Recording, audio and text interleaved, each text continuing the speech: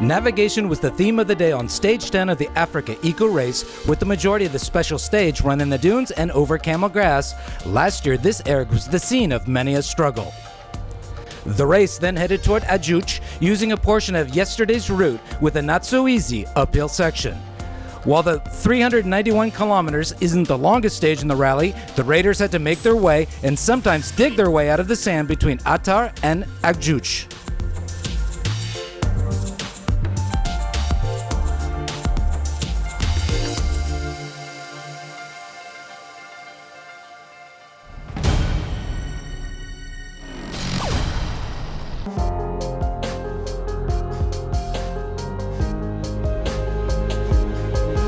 We begin with the 28 remaining bikes, and the troubles continue for Harat Gabari. On Monday, the Moroccan was third overall, but his podium hopes were dashed when he suffered a broken gearbox. Yesterday, he was back after making repairs through the night. But today, at kilometer 138, his engine called it a day. A hard pill to swallow for the Moroccan, who dreamed of riding on the shores of Lake Rose.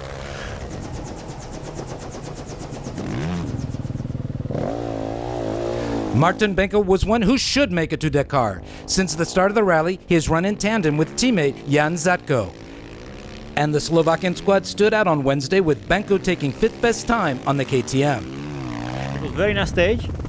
Perfect dunes, soft dunes, big dunes. The first part of the stage was not easy. Next one was good for straight, fast speed, but important was navigation. We made perfect cooperation with my friend. We are very happy they were here and healthy. Benko finished the stage in 5 hours, 14 minutes, 22 seconds, 1 minute 59 behind Zatko. The 61-year-old veteran was fourth best on the day.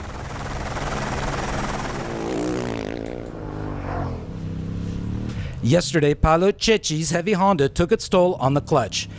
But today he was back with full power with a third place finish as small compensation. I'm here today.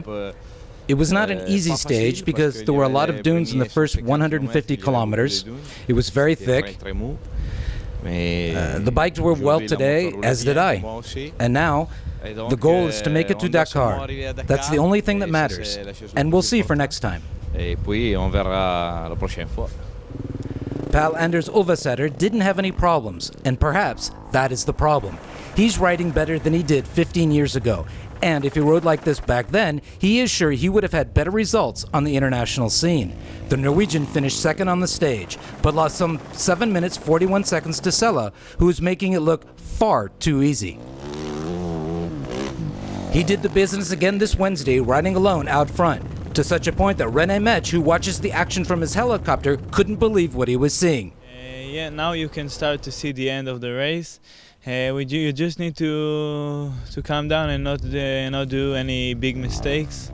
I have like a gap that I could win with, but I need to stay like this. Here's a look at today's results.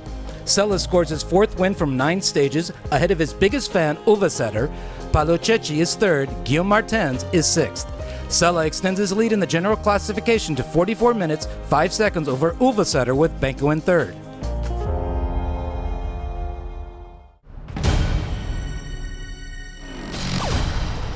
There is one thing not to lose on a rally raid. At first glance, it's incomprehensible. So, how do you read a road book? First, you have to understand how Rally Raid works compared to WRC with the likes of Sébastien Loeb and others. They try to go as fast as possible on a route they already know. They make a run, take notes, they give to their drivers during the stage to go as fast as possible in an area they know. For us, it's something different. The route is secret just until we receive it the day before the stage, normally at 5 p.m., which it is known as the road book. The objective for us is to go as fast as we can from start to finish, making sure we validate the waypoints or CPs during the stage. And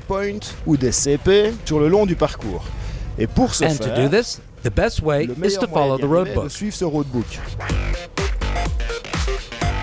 We get the road book, And everyone uses colors they want in a way to attract their attention when they arrive at high speeds in the best possible way and follow the road book as closely as possible. Pouvoir le mieux possible et le plus précisément possible suivre ce roadbook. Ça, c'est assez caractéristique. It is somewhat characteristic. That is what we refer to as a danger 3. There are 4 types of danger on a rally raid. The first example, well, there's a dip, but it can be a bump or something in the road that is indicated not being dangerous. This is something we have to pay close attention to, even though it is not a big danger. And then there is a danger 1. We have to slow down, have a look, and then go on. With a danger 2, if we ride too fast, we risk breaking everything. And with a danger 3, we could really hurt ourselves, and we really have to take extra care. Here we slow to a walking pace.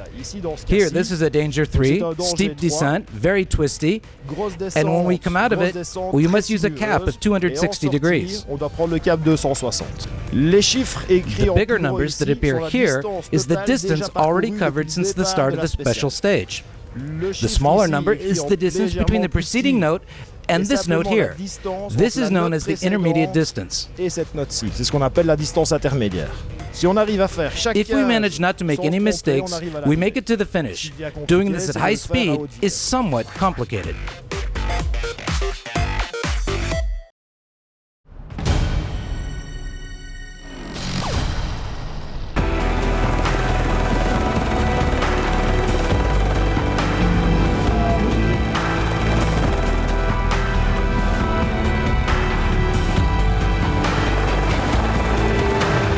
Eight cars remain this morning in the car truck category, and no one is out of danger from having a problem, not even the overall leader. Vladimir Vasiliev got stuck in the sand and had to deflate then reflate his tires. But the real issue was when he had to change some front axle parts at CP2. The Russian was 7th best on the day, while his main rival, Pascal Thomas, lost 4 places due to power steering issues. Jean-Antoine Sabatier won the rally in 2015, but it's been far more complicated for the Frenchman this year.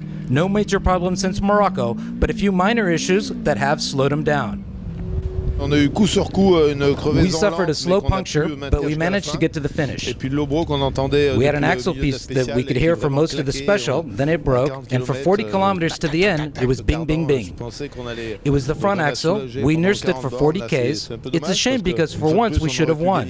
Serial was 9 or 10 minutes faster than us. It was easily within our grasp. This hasn't been our year. We'll see tomorrow and after, if not, next year. 5th best time today for Sabatier, just behind Andrei Shadnikov, who managed to pick up 2 places in the general classification to slot in 5th overall.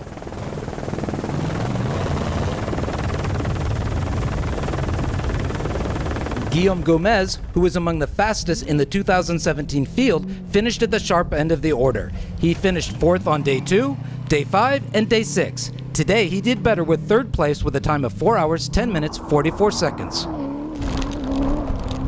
He finished just 5 minutes behind Miroslav Zapletel. For the first time in the rally, Zapletel finishes in the top 3, with the runner-up spot for the spectacular Hummer. And he had a smile as large as his impressive Hummer at the finish line. Today a very good stage, very hard, dunes no big, normally one mistake, one stop, ale okay. Slowly I finish. Patrick Serrijol's mechanical problem seemed to be behind him now. This morning, he asked his co-driver to have a second look at the road book before deciding to attack.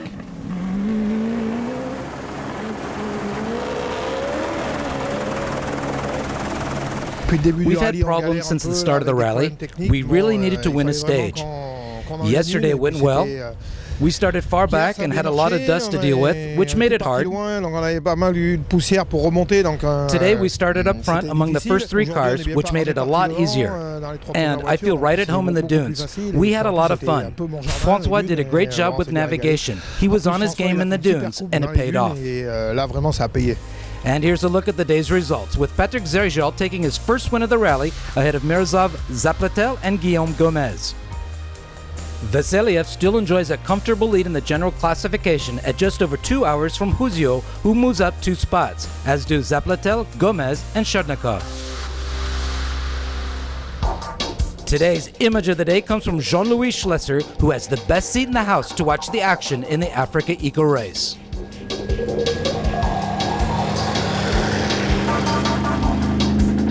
And that will do it for today. Tomorrow, Stage 10, the second loop stage of the event with 424 kilometers of special stage. And as usual, we will leave you now with the best images of the day, and be sure to join us tomorrow for more from the 2017 Africa Eco Race.